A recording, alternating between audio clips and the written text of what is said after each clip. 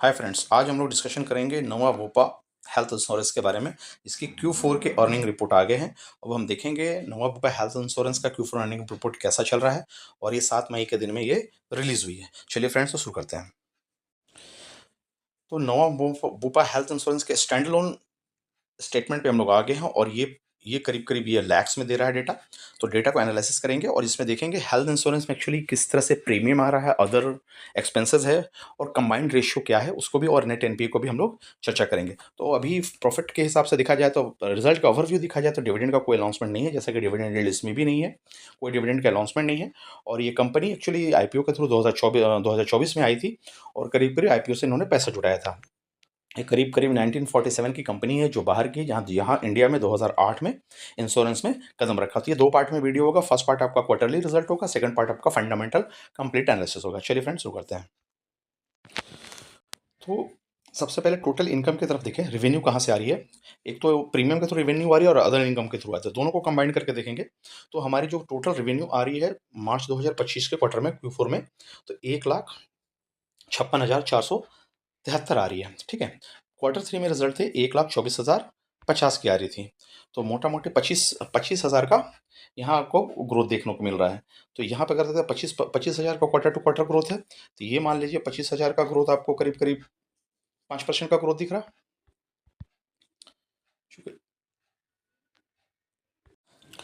तो फ्रेंड एक 24 से 1,56 में करीब करीब 30,000 का ग्रोथ हो रहा है। तो मोटा मोटी आपको पकड़ के चलिए 30% का ग्रोथ देखने को मिल रहा है यहाँ पे, क्वार्टर टू क्वार्टर में बात करें। अब ईयरली देख लिए, ईयरली देखिए 1,31 से 1,56, 1,31 से 1,56, इस पे भी कहें तो 25,000 से ऊपर का ग्रोथ है। तो 25,000 का ऊपर तो मोटा मोटी पकड़ लीजिए आपका 20% से 20 to 22% का ग्रोथ हो गया। अब आ जाइए ईयरली बेसिस पे, अगर देखेंगे ईयर एंडेड बेसिस पे तो 4,19 था, 4,19,000 और 5,32,000, 4,19, 5,32 में करीब 1 लाख का ग्रोथ है। तो उस रेशियो में देखेंगे तो करीब करीब आपका 25% का ग्रोथ देखने में मिलता है। तो सभी पैरामीटर पे अगर प्रीमियम में ग्रोथ देखे जाए, मेन इनकम में ग्रोथ देखे जाए, 25 से 30% का ग्रोथ सस्टेनेबल दिख रहा है। नेक्स्ट इनके खर्चे की बात करें, एक्सपेंसेस, एक्सपेंसेस जैसा देख सकते हैं 1,56 के अगेंस्ट में एक्सपेंसेस 1,46,000 लैक्स में आ रहा है। तो 1,46,000 उसमें एक्सपेंसेस हो रही हैं और 1,30,000 प्रीवियस एक्सपेंसेस। तो एक्सपेंसेस किस हिसाब से ग्रो हो रहा है देख सकते हैं, 1,23 में 1,46, करीब करीब आपका 25,000 का, 25-26,000 का यहाँ ग्रोथ दिख रहा है, यानी 25%, 22% मान के चल सकते हो। क्वार्टर टू क्वार्टर में 22% के एक्सपेंसेस में ग्रो पैसा बढ़ रहा है हमारा। और ईयर में 1,15,000 था, 1,15,000 से 1,46, करीब करीब आपका 30,000। तो 30,000 के हिसाब से ये आपका 28% का हिसाब से ग्रोथ देखने को मिल रहा है। अच्छा, ईयर एंडेड के हिसाब से भी कैलकुलेट कर लें, 4 लाख था जो कि 5,14,000 एक्सपेंसेस हो गया। तो 4 लाख से 1 लाख, और 1 लाख रुपए बढ़ गई, करीब करीब 25% से ऊपर यहाँ ईयर एंडेड पे भी एक्सपेंसेस में ग्रोथ दिख रहा है। यानी जिस तरह से इनकम आ रही है उस हिसाब से एक्सपेंसेस भी ग्रो कर रहा है। तो profit net to net positive में आने का चांसेस है बढ़िया। ऑपरेटिंग प्रॉफिट की बात करें तो 1,56,1,46 में वो माइनस कर देंगे तो ऑपरेटिंग प्रॉफिट आ जाएगा जो कि 9,494 आ गया, 9,494 लैक्स में आ गया, जो कि पिछला बार कितना था, 341 था। तो यहाँ से कंप्लीटली जंप देखने को मिला है।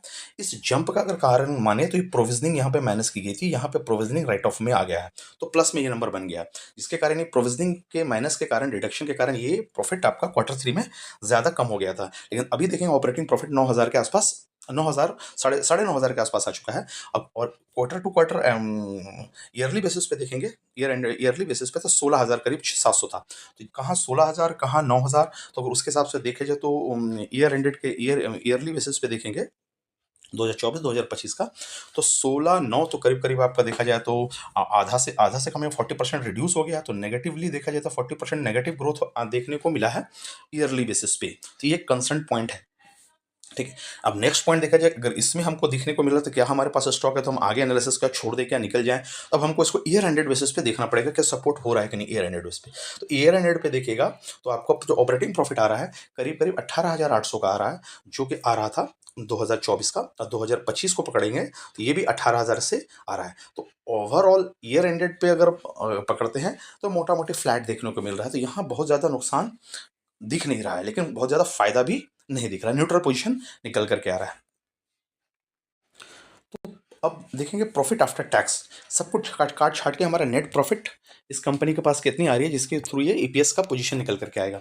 तो नेट प्रॉफिट देखेंगे तो 20,000 के आसपास आ रहा है, 20,600 का, जो लास्ट लास्ट क्वार्टर के हिसाब से देखेंगे तो 1,324 था। तो उस हिसाब से करीब करीब आपको 7,700 का गिरावट देखने को मिल रही है। 700 का गिरावट अगर 1300 में निकाला जाए तो करीब करीब आधा होता है, यानी 40% यहाँ भी गिरावट देखने को मिल रही है क्वार्टर टू क्वार्टर में।